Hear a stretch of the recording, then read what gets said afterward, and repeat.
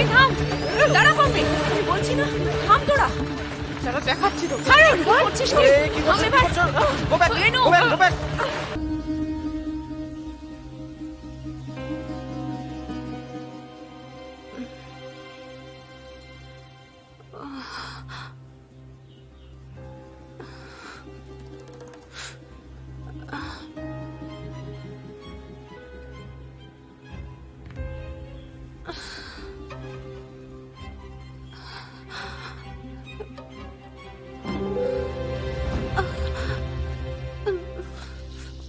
বৌদি তুমি ঠিক আছো তো?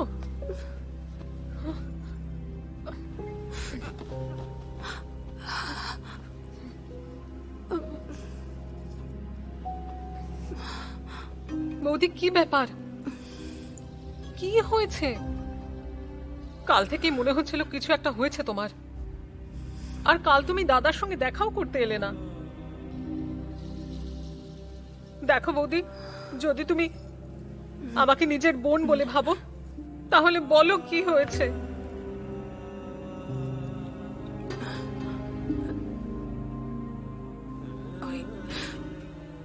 তোর দাদা কাল চলে গেল তো মনটা খুব খারাপ, তাই আমি বলেছিলাম আমাকেও সাথে নিয়ে চলো, সেই নিয়ে খুব ঝগড়া হলো কাল, খুব একা হয়ে গেলাম আমি। আমি ঠিক এটাই ভাবছিলাম, ও ঝগড়া করে গেছে তোমার সঙ্গে। ফিরতে দাও ওকে একবার, ওকে আমি দেখে নেব। কিন্তু বৌদি, নিজেকে একা ভাবছো কেন তুমি? আমি তোমার সঙ্গে আছি তো। তাহলে একদম ভেবো না। দুজন রেসলার মাঝখানে এসো। তুমি বাদিকে এসো, হ্যাঁ তুমি ডান দিকে। দুজনে হ্যান্ডশেক করো, শুরু করো।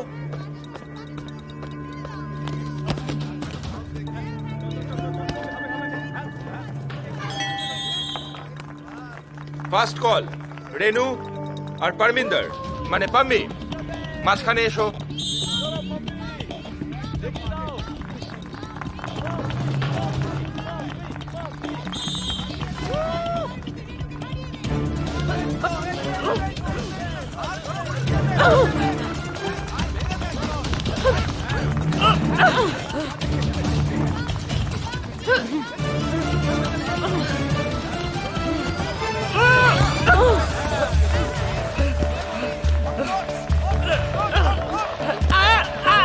Lock position, unlock, unlock,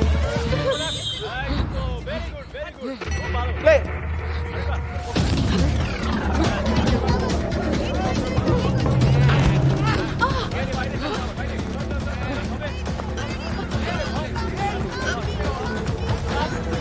Pompi ধর।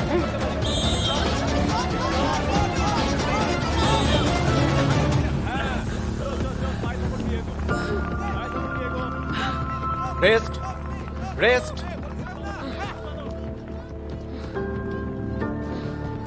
আরে রেনু, কি করছিসটা কি তুই?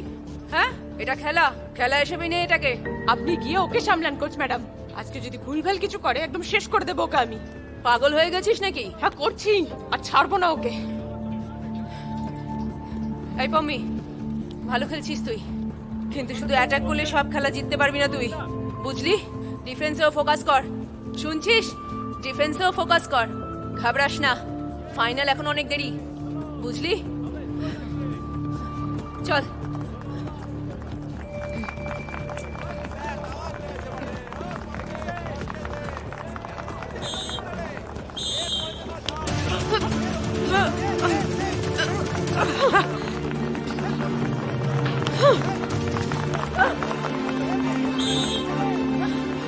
ফাউল যেন না হয়, ফাউল করবে না।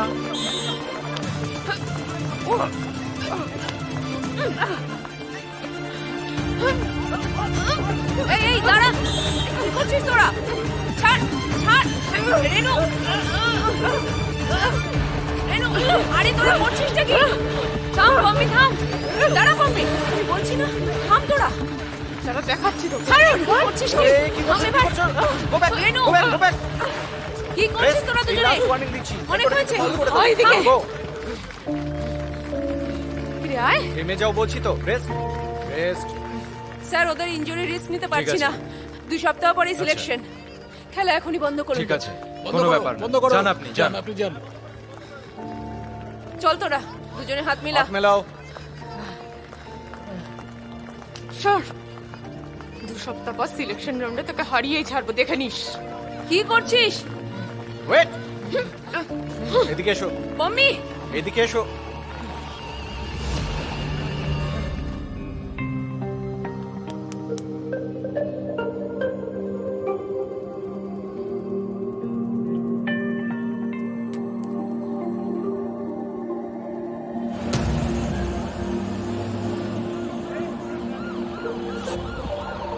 বাবা ও হলো সিমন, একজন top celebrity designer, actor, singer, politician, এমন অনেকের পোশাক ও ডিজাইন করে।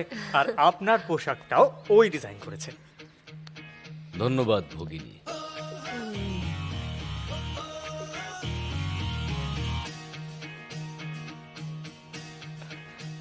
বাবা, হোয়াট ডু ইউ থিংক?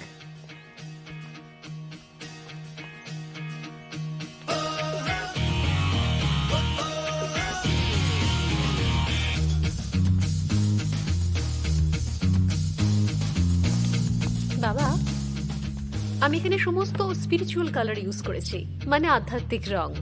বৈরাগ্য আছে। You know what I mean? I mean to say, এখানে আপনি আলাদা না হলেও আলাদা দেখাবেন। ভগিনী বাবা আপনি প্লিজ ভগিনী বলবেন না, সিমন বলুন না। না না, আমি নারীদের ভীষণ সম্মান করি। ওনাদের আমি মা ভগিনী বলেই সম্বোধন করে থাকি। মা বলার জন্য তো আপনি খুব ছোট, তাই ভগিনী বলেই ডাকছি। আপনি এই পোশাকগুলো খুব সুন্দরই বানিয়েছেন, কিন্তু এগুলো আপনার হাই সোসাইটির জন্য ঠিক আছে। আর ওই আলাদা না হয়েও আলাদা দেখানোর ব্যাপারটা। কিন্তু আশ্রমের ভক্তরা দেশি, ছোট গ্রাম মফস্বলের মানুষ। আমি ওদের সঙ্গে কাজ করি, তাই রং এমন হবে যা ওদের জীবন আর স্বপ্নকে তুলে ধরবে। বাবা don't worry, I will do my best. সবার পছন্দ হবে, কিন্তু আমার একটা রিকোয়েস্ট আছে। আপনি প্লিজ আমাকে ভগিনী বলবেন না, অন্য যা ইচ্ছে হয় বলুন, কিন্তু ভগিনী নয়। এবার নেশা মুক্তি কেন্দ্রে কোটা বাড়ানোর জন্য প্রপোজাল দিয়ে দিয়েছি ভোপাদা।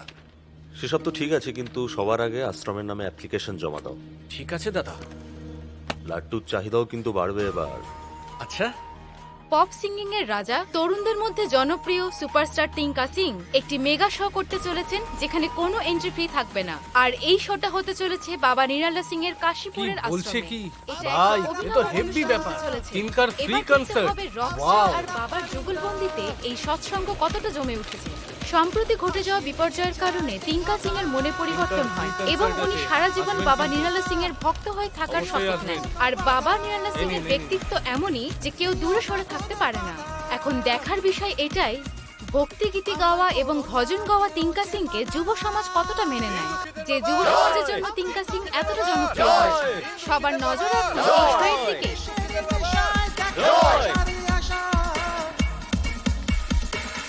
ভীষণ নেশায় বেঁচে আছি, ভীষণ নেশায় বেঁচে আছি, আমি পেয়েছি জগতের মজা। আবার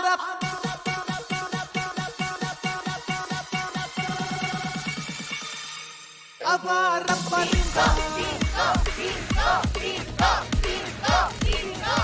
আরো একবার জোরদার হাততালি দিয়ে স্বাগত জানান আপনাদের সবার প্রিয়, সবার পছন্দের ও জনপ্রিয় শিল্পী এবং পপস্টার বিখ্যাত টিঙ্কা সিংকে।